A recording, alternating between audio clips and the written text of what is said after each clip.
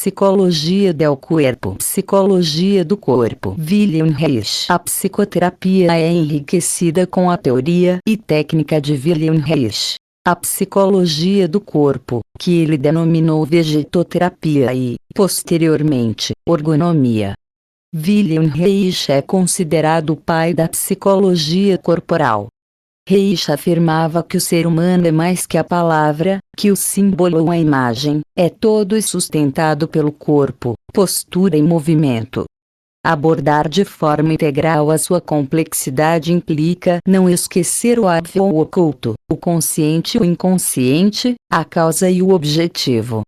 O trabalho psicocorporal, isto é, palavra e corpo entremeados, é o caminho. Precisamos aprender sobre o corpo e sua linguagem. Energia. Orgone. Para Reich, o conceito original de libido de Freud era o correto.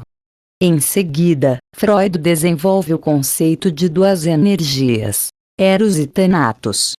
Reich considera que o conceito de Thanatos é desnecessário, apenas Eros é necessário e, para explicar comportamentos autodestrutivos ou destrutivos, ele explica que se devem a uma má organização da energia erótica. Segundo Reich, não conhecemos a energia como tal, mas apenas suas manifestações. As manifestações de energia podem assumir várias formas. Reich chama a libido de orgone e a conceitua como a energia vital do organismo, a energia universal. Este conceito de energia apoia a teoria reichiana. A energia do orgasmo, orgone, é algo que pode ser conservado. A energia orgone tem as seguintes propriedades: é livre de massa, não tem inércia ou peso. Está presente em todos os lugares, mesmo no vácuo, embora em diferentes concentrações. É um meio para a atividade eletromagnética e gravitacional, o substrato dos fenômenos naturais mais fundamentais. A energia orgone está em constante movimento e pode ser observada em condições favoráveis. Altas concentrações de energia orgone atraem a energia de seus arredores menos concentrados. A energia orgone forma unidades que se tornam as células de plantas e animais, bem como nuvens, planetas, estrelas e galáxias. A energia é primeiro simples e depois se torna mais complexa. As formas tornam-se tão complexas que se comunicam e constituem a vida, a consciência. O que faz variar o nível de consciência é o nível de complexidade. A vida é um produto do orgone e a forma mais complexa é a vida humana. O cérebro humano é a forma com o mais alto grau de consciência. A complexidade produz vida emocional. A vida continua saudável enquanto soltamos as energias já gastas, é preciso deixar tudo sair para que tudo se renove. Existem duas maneiras de conseguir isso: orgasmo e criatividade. O que mantém a vida plenamente saudável é a vivência plena da sexualidade ou da criatividade. Se a criatividade é prejudicada, a vida sexual é prejudicada e vice-versa, pois correm em paralelo. No orgasmo genuíno toda a energia é expelida e depois recarregada para poder ser utilizada no trabalho ou em qualquer atividade. Para Reich não há lugar para sublimação, a sexualidade é o meio de descarga total de energia para renová-la. A armadura, na opinião de Reich, a personagem forma uma espécie de defesa contra a ansiedade criada pelas intensas sensações sexuais e agressivas da criança e o correspondente medo do castigo, que fica marcado no corpo. Ao nascer, nascemos com um impulso biológico de satisfazer nossas necessidades imediatamente, porém entramos em conflito porque estamos percebendo que para obter amor é preciso seguir regras, adiar a satisfação. Então nossos próprios impulsos começam a nos assustar. Por exemplo, podemos perder o amor da mãe, portanto, tem poucas chances de sobreviver. Se a mãe vai embora, isso nos machuca, nos deixa tristes e o abandono é o maior gerador de raiva. Quando a energia não flui harmoniosamente, a doença ocorre. Um equilíbrio flexível entre força, contração, e relaxamento, expansão, é necessário para a harmonia, saúde. O que se opõe a essa flexibilidade é a concha corporal, formada por tensões musculares crônicas, que não permite o processo natural de expansão-contração. Todo sintoma físico tem uma repercussão emocional mental e vice-versa. Para Reishi não existe dualidade mente-corpo. O físico é mais grosseiro, o emocional é mais sutil. Tanto os sintomas físicos quanto os mentais fazem parte do mesmo sistema energético. Reishi apenas levanta a existência de 3 emoções básicas: medo, tristeza e raiva. A pessoa se defende dessas 3 emoções desagradáveis de uma forma particular e começa a formar sua armadura de caráter. Todos nós tivemos que nos defender da tristeza, da raiva e do medo. Além disso, não nos é permitido expressar impulsos sexuais e agressivos, então carregamos o inimigo dentro de nós. Formamos uma casca para nos defender. A primeira defesa contra o medo é a repressão corporal, que corta temporariamente os impulsos sexuais. À medida que as defesas do ego se tornam cronicamente ativas e automáticas, elas se tornam traços de caráter como mecanismos de proteção que se tornaram crônicos no comportamento e no corpo, grupos musculares cronicamente tensos que bloqueiam a energia. A concepção de Reishi dessa armadura inclui a soma total de todas as forças defensivas de repressão, que são organizadas em um padrão mais ou menos coerente dentro do ego. O estabelecimento de uma característica indica a solução de um problema de repressão, torna o processo de repressão desnecessário, ou transforma uma repressão em uma formação relativamente rígida aceita pelo ego, uma vez estabelecida. Traços de caráter não são sintomas neuróticos. Segundo Reishi, a diferença reside no fato de que os sintomas neuróticos, como medos irracionais ou fobias, sintomas obsessivo-compulsivos etc., eles são experimentados como estranhos ao indivíduo, como elementos estranhos à psique, enquanto os traços de caráter, organização ligeiramente exagerada, timidez angustiante, são experimentados como partes integrantes da personalidade. As defesas de caráter são particularmente eficazes, igualmente difíceis de erradicar porque são bem racionalizadas pelo indivíduo e são vivenciadas como parte de seu autoconceito e têm suas representações no corpo. O caráter consiste em uma alteração crônica do eu, que poderíamos descrever como rigidez. É a base do modo de reação característico de uma pessoa. Seu significado é a proteção do eu contra perigos externos e internos. Como um mecanismo de proteção que se tornou crônico, é chamado de concha.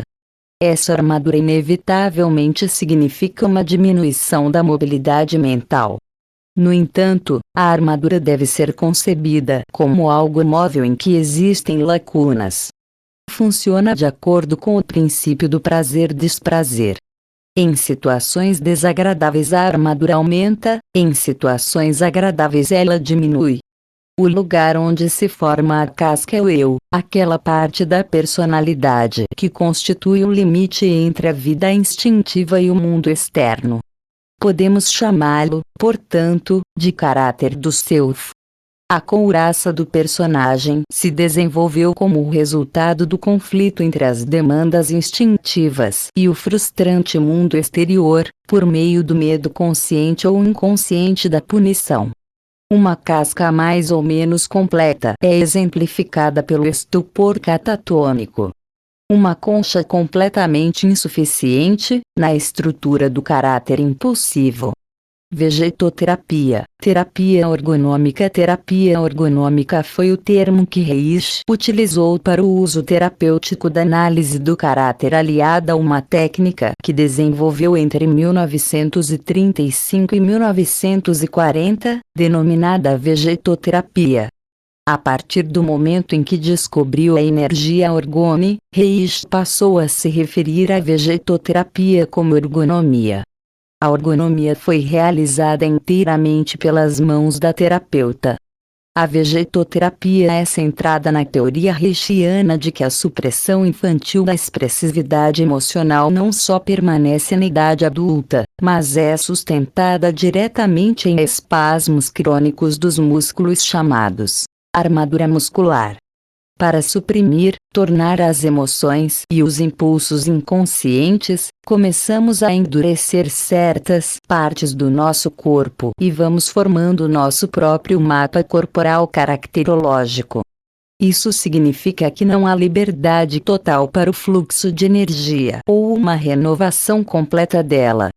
Se houver uma blindagem, nem toda a energia é liberada e isso nos leva ao adoecimento. De acordo com o momento de desenvolvimento em que a casca foi formada, Reich distingue 4 tipos de caracteres. 1. Oral 1. Depressão 2. Anal tristeza obsessivo-compulsivo 2. Sadismo-masoquismo 3. Comportamento passivo feminino do homem 4. Comportamento ativo da mulher 3. Fálico 1. Histérico 2. Fálico narcisista 4. Genital resultado de ter resolvido e dissolvido as cascas e defesas. Não existe ser humano com um tipo de caráter puro. Existe uma mistura em cada pessoa, onde alguns traços se destacam mais que outros. Quando falamos de classificações clínicas como caráter passivo feminino, compulsivo, histérico, fálico narcísico etc., caracterizamos amplamente diferentes tipos de reação, não categorias diagnósticas rígidas. Quais são as condições necessárias para o estabelecimento de uma casca saudável? As 2 maneiras de liberar energia são a sexualidade e a criatividade. Alegria no trabalho refere-se ao grau de criatividade. Tanto o trabalho quanto o amor são as maiores fontes de prazer. O comum é não liberar toda a energia, é preciso prática para confiar que podemos liberar tudo. A liberação de toda a energia é deixar-se morrer livre e feliz para depois se renovar. Só quando há liberação total de energia é que não entra em crise. A vegetoterapia cria, na situação terapêutica, um reflexo do orgasmo para suavizar a casca e permitir um encontro genital saudável, ou seja, um equilíbrio entre expansão e contração ou tensão e relaxamento. Para ter uma vida saudável, a descarga de energia deve ser dada. Quando a descarga saudável de energia não foi dada, segundo W. Reich, a energia estática da concha deve ser mobilizada através do trabalho corporal, que consegue provocar o reflexo do orgasmo, a vibração total do corpo. A vegetoterapia foi construída partindo do pressuposto das seguintes hipóteses. As emoções primárias benéficas, como o amor e raiva, são a expressão da energia em movimento. Orgone, correntes elétricas ou energia, realmente se move no corpo. As contrações musculares bloqueiam a mobilidade da energia. Contrações musculares crônicas passaram a ser formadas porque emoções específicas foram bloqueadas pelo corpo. Isso resulta em um personagem que expressa inadequadamente emoções secundárias, como ansiedade, depressão e frustração. Emoções específicas secundárias tendem a ser causadas pela retenção/bloqueio de energia em músculos específicos. Por exemplo, o personagem teimoso geralmente apresenta contrações crônicas nos músculos da região lombar. A imobilização de músculos cronicamente contraídos surgiu por causa de emoções específicas que o organismo bloqueou. Memórias das experiências associadas à emoção original também foram armazenadas em músculos cronicamente contraídos. Eles podem ser liberados e revividos quando o bloqueio é liberado. Como o grupo muscular que foi contraído por muito tempo se acostumou a ser assim, mesmo que a energia que continha seja liberada, ele se contrairá facilmente quando uma emoção, semelhante à que foi armazenada, vier sobre ele. O mesmo grupo muscular pode precisar ser trabalhado várias vezes antes de ser curado. Reich dividiu o corpo em 7 segmentos. 1. Ocular 2. Oral 3. Pescoço 4. Tórax 5. Diafragma 6. Barriga 7. Genitais. Os braços são considerados parte do segmento torácico, enquanto as pernas são consideradas partes do segmento genital. Cada segmento torácico é um anel que vai da frente para trás ou para trás, levando em consideração todos os lados. A casca é formada fazendo blocos em cada segmento, que se correlacionam com a estrutura do personagem. 1. Segmento ocular. A couraça dos olhos se manifesta por uma imobilidade da testa e uma expressão vazia deles, que se assemelha a uma máscara rígida. Inclui orelhas.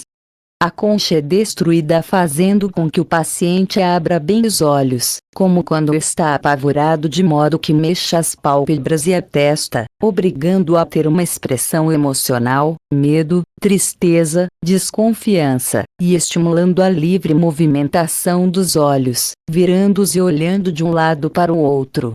2. Segmento oral. O segmento oral inclui, além da boca, os músculos do queixo, garganta e nuca. A mandíbula pode estar muito apertada ou muito solta. As expressões emocionais de chorar, morder com raiva, gritar, chupar e fazer caretas são inibidas por esse segmento. A concha pode ser afrouxada, encorajando o paciente a imitar choro, engasgos, exercitando diretamente os músculos relacionados. 3. O pescoço. Este segmento inclui os músculos profundos do pescoço e da língua. A couraça funciona principalmente para suprimir a raiva e o choro. A pressão direta sobre os músculos profundos do pescoço não é possível, por isso gritar e berrar são meios muito importantes para soltar esse segmento. É importante pedir para a pessoa colocar um som na voz e ir aumentando cada vez com mais força, até entrar em contato com a emoção que está bloqueando. Imitar os sons, por exemplo, de um teclado, em tons diferentes com a voz, pode produzir uma regressão imediata à experiência primária de raiva. Atenção nessa parte do corpo inibe a expressão da voz. 4. O peito. O segmento do peito inclui os músculos peitorais, dos ombros, os músculos escapulares, toda a caixa peito, mãos e braços, até o externo. Este segmento serve para inibir o riso, raiva, tristeza e ansiedade, tristeza, angústia. A inibição da respiração, que é um importante meio de suprimir qualquer emoção, quase sempre ocorre no peito. A concha pode ser solta pela respiração, especialmente se for totalmente expirada. Os braços e as mãos são usados para bater, quebrar, pressionar, espancar, estender a mão ansiosamente, fazer contato e expressar afeto. 5. O diafragma. Este segmento inclui o diafragma, estômago, plexo solar, vários órgãos internos e os músculos das vértebras torácicas inferiores. A couraça se manifesta pela curvatura da coluna para frente, de tal forma que existe um espaço considerável entre as costas e a cama, maca ou colchonete onde a pessoa está deitada.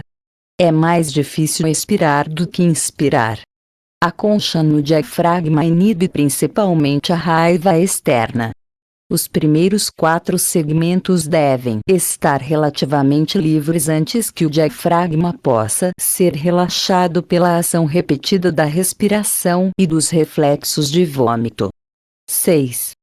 O abdômen ou abdômen. O segmento abdominal inclui os principais músculos abdominais e os músculos das costas. A tensão dos músculos lombares está relacionada ao medo de ataque. A armadura nas laterais produz cócegas e está relacionada à inibição do rancor. A dissolução da casca deste segmento é relativamente simples, desde que os segmentos superiores estejam abertos. 7. A pelve. Este último segmento contém todos os músculos da pelve e dos membros inferiores. Quanto mais forte a concha, mais a pelve será lançada para trás e mais ela se estenderá. Os músculos glúteos ficam tensos e doloridos. A pelve torna-se rígida, morta e assexuada. A concha pélvica serve para inibir a ansiedade e a raiva, assim como o prazer. A ansiedade e a raiva se originam de inibições das sensações sexuais de prazer, que impossibilitam senti-las livremente nessa região, até que a inibição mantida pela tensão crônica tenha sido liberada dos músculos pélvicos. A concha pode ser afrouxada movendo primeiro a pelve e fazendo o paciente chutar várias vezes e bater na cama com a pelvis. A energia orgânica deveria mover-se para cima, do segmento genital para o segmento ocular e sair pelo topo da cabeça. Um bloqueio, ou invólucro muscular, em qualquer segmento impedirá o fluxo direto de energia orgânica para os segmentos superiores. O trabalho do terapeuta é dissolver esses bloqueios, começando pelo segmento superior, a ocular, e trabalhando em direção aos segmentos inferiores. Reich pensou que se os bloqueios inferiores fossem dissolvidos, enquanto um bloqueio superior ainda estivesse no lugar, a energia liberada pela dissolução do bloqueio inferior se moveria para o bloqueio superior, resultando em todos os tipos de problemas desagradáveis para o paciente.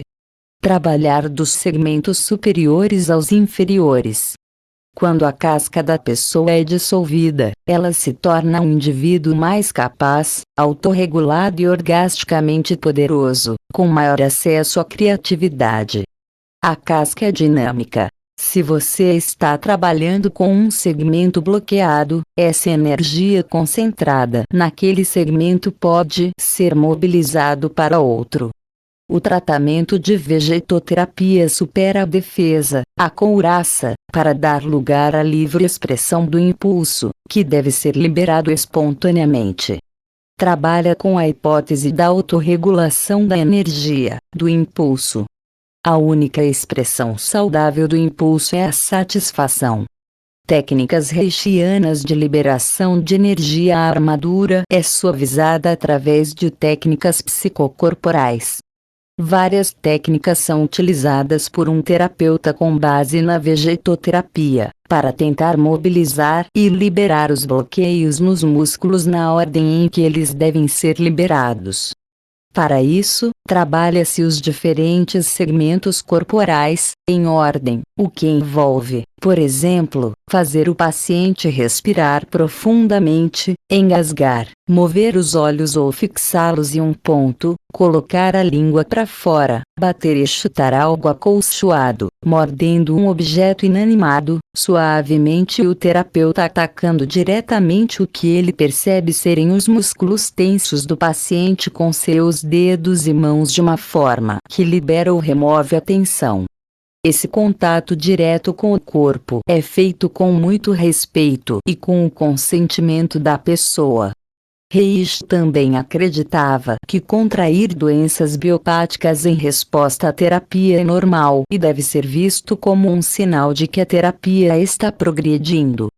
Respiração profunda. Reishi acreditava que a respiração profunda era a maneira correta e natural de respirar e que a respiração leve ou apenas com o peito ou abdômen sustentava uma interferência rígida na mobilização saudável da energia orgânica dentro do corpo.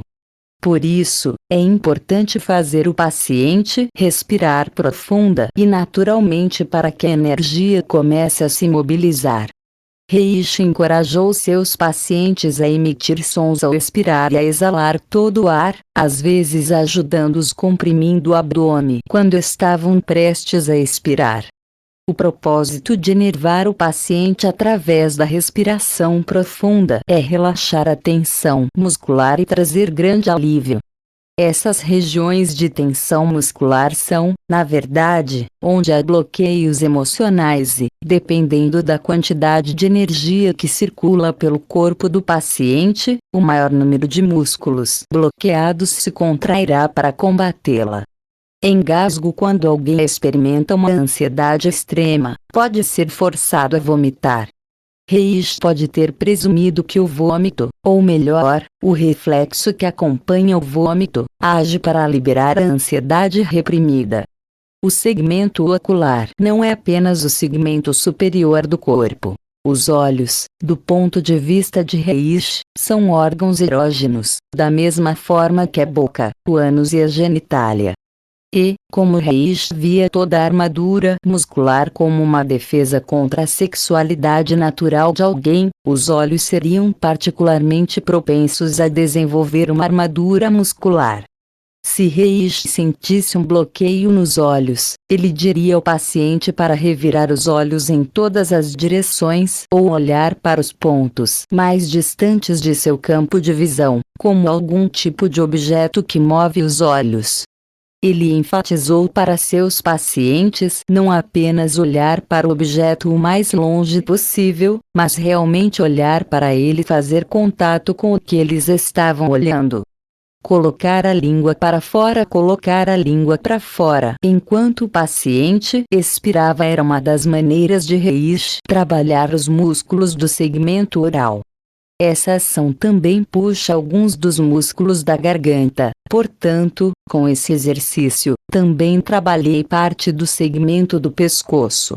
Bater, bater, morder. Reishi encorajava seus pacientes a bater ou chutar o sofá, morder objetos macios e barrar ou jogar objetos inanimados quando zangados. Às vezes ele também fazia isso quando os pacientes não estavam com raiva, mas pareciam relativamente imóveis. Essa abordagem de saco de pancadas é praticamente única na vegetoterapia. Reishi muitas vezes encorajava seus pacientes a gritar enquanto derrubavam coisas. Isso deveria ajudá-los a liberar o que quer que estivesse sendo mantido no segmento do pescoço. Mais tarde, seus seguidores, especialmente Alexander Loven com Bioenergetic e Pierre Racos, projetaram uma série de exercícios para acessar diretamente e quebrar a armadura corporal com mais força, acessando diretamente o conflito subjacente. É interessante notar que, embora Reishi e seus seguidores não mencionem se sua teoria de energia e acesso segmentar ao corpo está relacionada a antigos ensinamentos orientais. No entanto, há uma grande semelhança entre suas plantações e as do Tantra Yoga. Orgone é equivalente a prana ou energia universal e os 7 segmentos coincidem com os principais chakras ou centros de energia psíquica. O yoga também ensina que os chakras muitas vezes são bloqueados por experiências que o indivíduo acumulou ao longo da vida. A diferença é que o yoga foca no desenvolvimento da energia vital, prana, para abrir caminho para a energia espiritual, Kundalini, limpando os centros energéticos. Tantra Yoga explica o funcionamento das forças vitais e mentais dentro do homem, bem como a troca energética entre os diferentes corpos. Esta anatomia energética psíquica reside no corpo sutil e é composta pelos nadis e pelos chakras. Os nadis são os canais psíquicos pelos quais circulam as energias internas. Eles formam uma extensa rede, sutil, que interliga todo o corpo energético e corresponde aos meridianos utilizados na acupuntura. Os chakras têm uma ligação total com o corpo físico, estão alinhados no eixo da coluna vertebral e estão associados aos mais importantes plexos nervosos e glândulas endócrinas e se refletem na parte frontal do corpo. São considerados vórtices ou redemoinhos de consciência e energia e são, ao mesmo tempo, centros de energia vital e energia psíquica, ligados diretamente ao cérebro. Eles geram, acumulam, transformam e distribuem a energia prânica e são também os portais de troca entre o homem e o macrocosmo. Os chakras costumam estar bloqueados, funcionando a um nível muito baixo, antes de serem purificados e ajustados às altas frequências vibratórias que terão de suportar quando a energia espiritual, Kundalini, despertar. Cada um é simbolizado por uma cor, produzida pela qualidade e vibração da energia, prana, que contém e são os seguintes, de baixo para cima. 1. Muladhara. Movimento dos olhos. 2. Svadhisthana. Chakra sexual, vermelho. 3. Manipura. Chakra do umbigo, amarelo. 4. Anahata. Chakra cardíaco, azul. 5. Vishuddhi. Chakra da garganta, vermelho. Chakra da base, carmesim. 6. Ajna. Chakra mental, cinza fumaça. 7. Bindu Visarga. Chakra coronário. 8. Sahasrara. Centro superior Bindu Visarga e Sahasrara não são considerados chakras, mas geram os estados ou níveis mais elevados de consciência. 1. Muladhara. Chakra básico ou primeiro centro psíquico, pronúncia-se Muladhara. Está localizado no períneo/colo do útero. É de cor carmesim. A atividade deste chakra está relacionada com as tendências do homem voltadas para a satisfação de suas necessidades básicas, obter comida, procriar, ter um lar, etc. Aqui está adormecida, latente Kundalini, energia criativa, sustentadora e dissolvente. Ao despertar a Kundalini e retornar ao chakra superior através de todos os outros níveis progressivamente mais elevados de consciência são alcançados. 2. Svadhisthana. Chakra sexual, pronúncia-se Svadhisthana, localizado no cóccix, base da coluna vertebral. Na região anterior está no osso púbico, acima dos órgãos genitais. Sua cor é vermelha. No corpo físico, Svadhisthana está relacionado ao plexo pélvico e aos testículos ovários. Há que ressalvar a vinculação que existe entre Svadhisthana e o inconsciente. A passagem da energia por este chakra resulta em um momento delicado, pode ativar o material inconsciente e pode gerar confusão e sintomas. É aconselhável ativar primeiro o chakra mental, Ajna Chakra, o que permite observar objetivamente a atividade inconsciente. A atividade de Svadhisthana se reflete no vídeo individual como sua tendência a obter lugares sensuais, por meio da comida, da bebida, do sexo, etc. 3. Manipura. Chakra umbilical, se pronuncia Manipur. É o terceiro chakra situado na coluna vertebral ao nível do ombro. Manipura é o centro do dinamismo, um gerador de prana que distribui a energia por toda a estrutura corporal. É de cor amarela. No corpo físico está relacionado com a função digestiva, o plexo solar e as glândulas adrenais. Sua atividade condiciona aspectos individuais como vitalidade, vontade, decisão, iniciativa, perseverança e autoafirmação. 4. Anahata. Chakra do coração, se pronuncia Anahata. É o quarto centro psíquico localizado na coluna vertebral à altura do coração, na frente e no centro do peito. Sua cor é azul. Se diz que neste chakra reside a alma individual. É o assento dos sentimentos.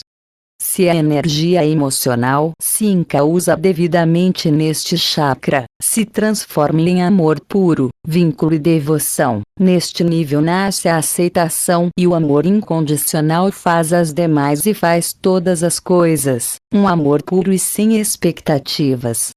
No corpo físico, a anahata está relacionada com o plexo cardíaco e a glândula timo.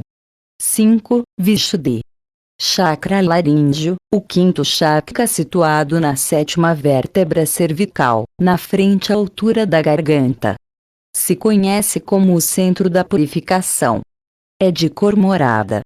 No corpo físico, o Vishuddhi está relacionado com os plexos laríngeo, faríngeo e glândula tiroide.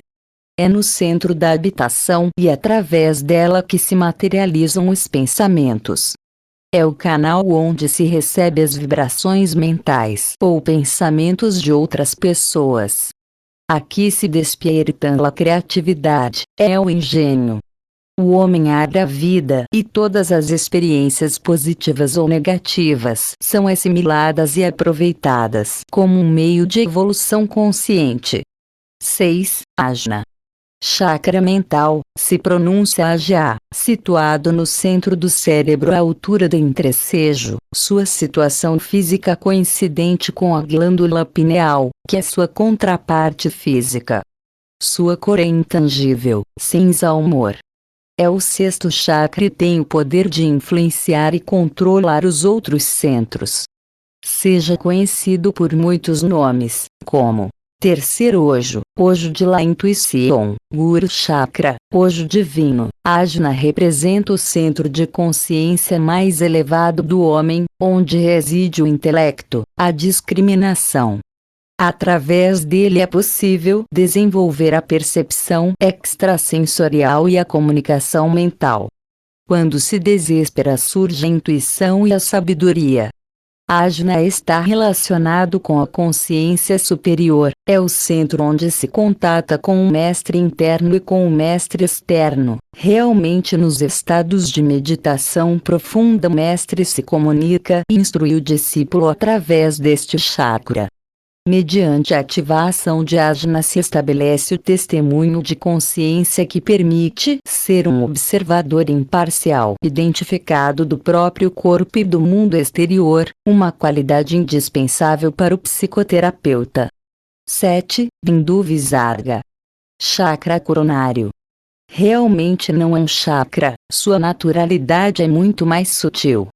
É a fonte da criação, a semelha cósmica desde onde todas as coisas se manifesta e se desenvolve. Contém um potencial infinito, está mais aladamente e se desenha até que desaparece o sentido de individualidade.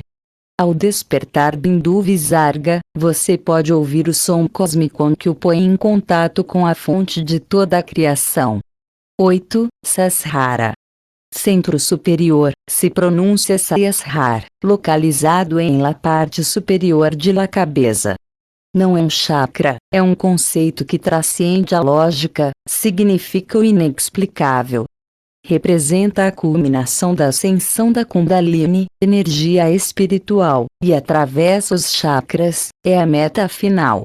Aqui o homem morre para a consciência mundana e nasce para a consciência transcendental. Este estado de consciência superior é conhecido em outras tradições como Samadhi, Nirvana, iluminação, autorrealização. Todas estas palavras simbolizam a última essência, o absoluto, a totalidade, o vazio pleno onde existe tudo e nada. Outra aplicação destas valiosas e ancestrais sensações do yoga pode ser a integração das cores dos chakras no trabalho psicocorporal com o objeto de desbloquear a energia estancada neles pela repressão emocional. Psicologia Contemporânea compilado para fins didáticos por doutora Aymara de Leon. Psicologia Contemporânea. Cidade de Guatemala, gratidão. É um prazer compartilhar esclarecimentos.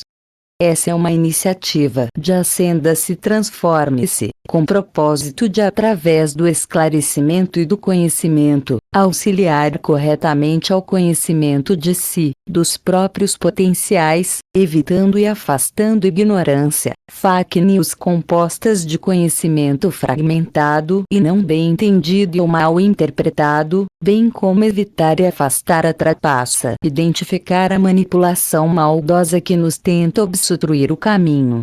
Que os caminhos se iluminem, que a mente encontre coerência no pensar, que o coração seja livre, que tenhamos todos equanimidade e poder de expressar alegria com autenticidade. Abraços. Acenda-se, transforme-se, instrua-se, ilumine-se. Compartilhe. Compartilhe. Compartilhe.